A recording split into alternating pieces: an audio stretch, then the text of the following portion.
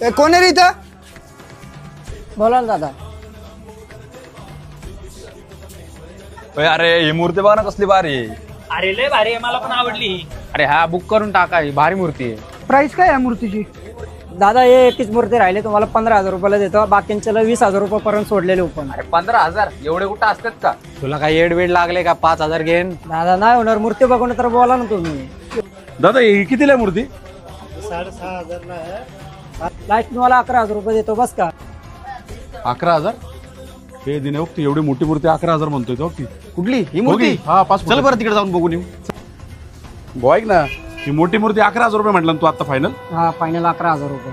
एक काम कर ना, आम्हाला पण मंडळासाठी पाहिजे, आम्हाला देऊन टाकी मूर्ती. जाऊ दे, घेऊन टाका तुम्ही. तुझं काय मध्ये 5,000ला फायनल केली आहे मूर्ती आम्ही.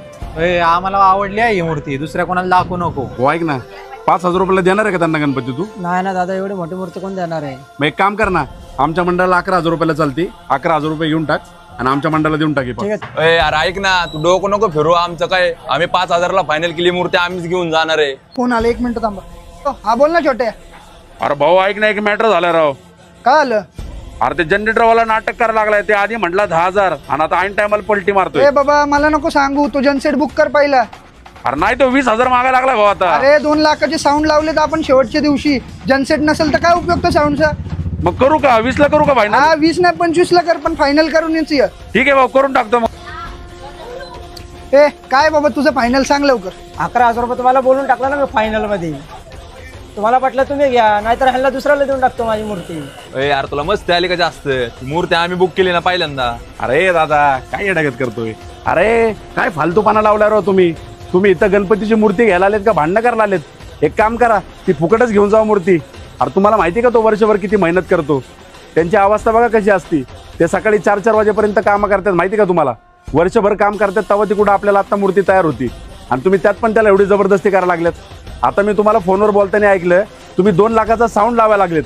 कशासाठी लावताय? या गणपती बाप्पासाठीच लावताय ना. 25,000 रुपयाचं तुम्ही जनसेट घेताय. कशासाठी घेताय? गणपती बाप्पासाठी घेताय ना.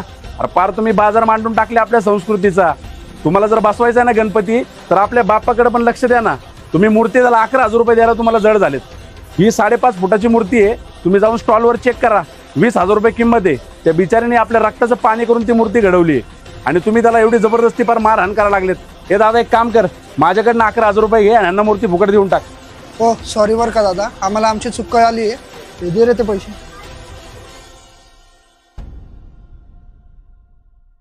दादा हे 12,000 रुपये आहेत. आमच्या मंडळाची मूर्ती बुक करून टाका.